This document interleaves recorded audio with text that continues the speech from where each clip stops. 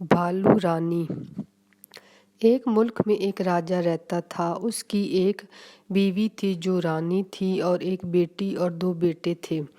राजा को रीछ के शिकार का बहुत शौक था। वो अक्सर रीछ का शिकार पर जाता रहता था। उसी मुल्क में एक जादूगर रहता था। जादूगर बच्चों को जादू दिखाता था और जादूगर के पास एक रीछ भी था जो बच्चे देखकर बहुत खुश होते थे।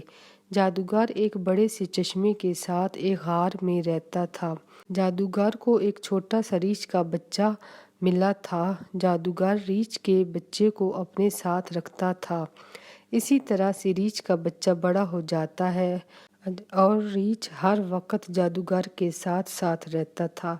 जादूगर शहर गांव जहां भी जाता रीछ को अपने साथ लेकर जाता। बच्चे भी जादूगर और रीछ को देखकर बहुत खुश होते।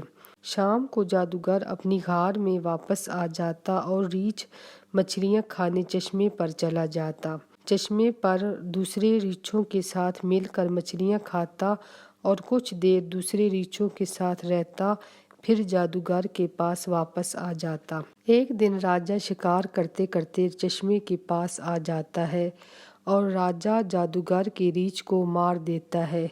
जादूगर जब वहां पहुंचता है तो जादूगर का रीछ मर चुका होता है। जादूगर को राजा पर बहुत गुस्सा आता है। वो राजा को मारने के लिए राजा के पास जाने लगता है तो राजा के सिपाही जादूगर को पकड़ कर मारते हैं।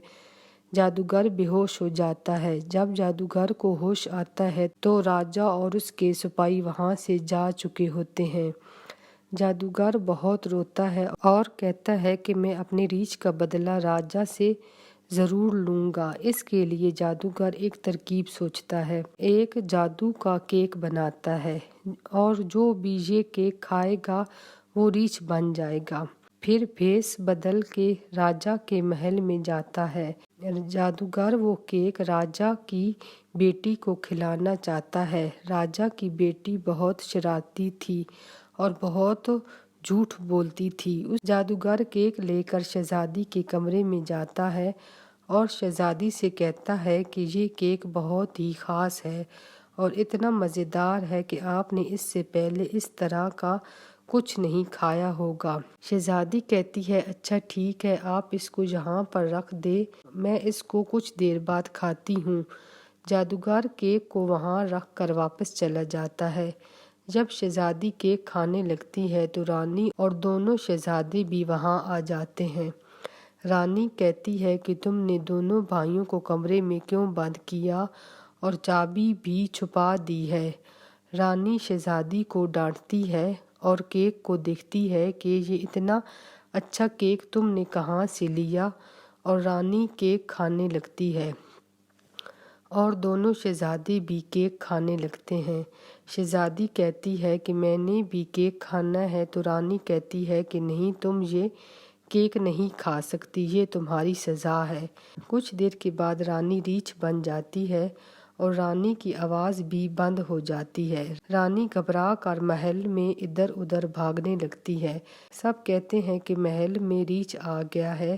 राजा कहता है कि इस रीछ का मैं खुद शिकार करूंगा। शहजादी राजा से कहती है कि ये रीछ नहीं बल्कि रानी है, मगर राजा शहजादी की बात नहीं सुनता और कहता है कि तुम झूठ बोल रही हो, रानी कैसे रीछ बन सकती है। ये कहकर राजा रीछ को मारने के लिए रीछ को महल में ढूंढने लगता है। शहजादी जब कमरे में आती है तो देखती है कि उसके भाई भी छोटे रीछ बन चुके हैं। शहजादी दोनों भाइयों को लेकर महल के पीछे से गुजरती है तो रानी भी वहां छुपी हुई होती है।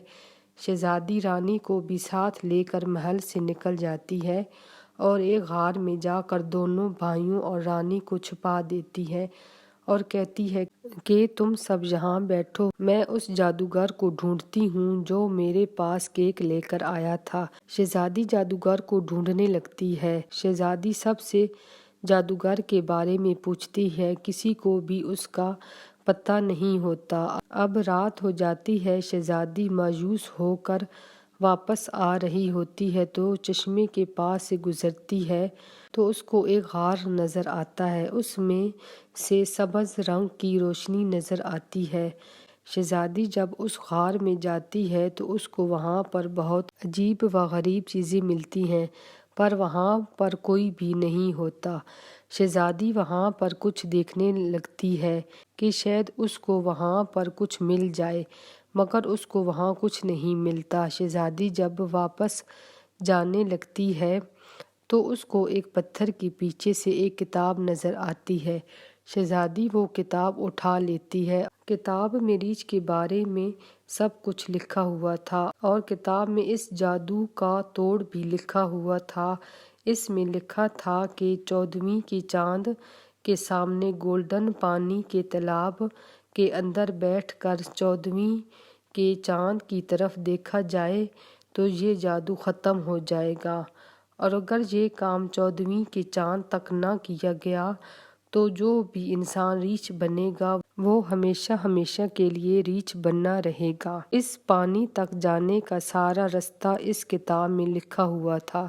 شہزادی کتاب کو اٹھاتی ہے اور غار سے باہر نکل آتی ہے اور چاند کی طرف دیکھتی ہے۔ آج چاند کی 10ویں تاریخ ہوتی ہے اور شہزادی کے پاس صرف 3 دن تھے۔ شہزادی اس غار میں آتی ہے جہاں پر رانی اور اس کے بھائی ہوتے ہیں۔ شہزادی غار میں آتی ہے تو دیکھتی ہے کہ وہ تینوں سو رہے ہوتے ہیں۔ شہزادی بھی ان کے پاس بیٹھ جاتی ہے اور رونے لگتی ہے تو رانی کی آنکھ کھل جاتی ہے۔ رانی شہزادی کا ہاتھ پکڑتی ہے تو شہزادی رانی کو سب کچھ بتاتی ہے اور کہتی ہے کہ وہ پانی یہاں سے بہت دور ہے اور راجا اور سب لوگ آپ کو مارنا چاہتے ہیں اور ہمارے پاس صرف 3 دن ہیں۔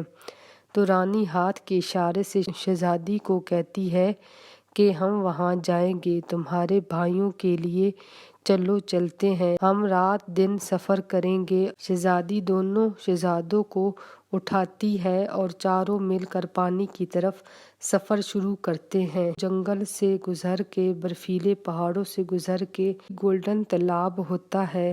رانی اور دونوں شہزادے پانی میں بیٹھ جاتے ہیں، مگر آسمان پر بادل ہوتے ہیں جس سے چاند نظر نہیں آتا۔ اسی طرح سے آدھی رات گزر جاتی ہے۔ وہ چاروں پریشان ہو جاتے ہیں اور ان کی امیدیں بھی ختم ہونے لگتی ہیں۔ کچھ دیر کے بعد بادل کم ہونے لگتے ہیں اور چاند نظر آنے لگتا ہے۔ جب چاند کی روشنی گولڈن تالاب پر پڑتی ہے تو اس سے رانی اور دونوں شہزادے اپنی اصلی حالت میں آ جاتے ہیں۔ چاروں بہت خوش ہو جاتے ہیں، پھر اپنے ملک واپس آتے ہیں تو رانی سارا قصہ راجا کو سناتی ہے۔ راجا سب سے معافی مانگتا ہے اور راجا کہتا ہے کہ میں اب کبھی بھی کوئی شکار نہیں کروں گا۔ پھر سارے ملک میں جشن منایا جاتا ہے۔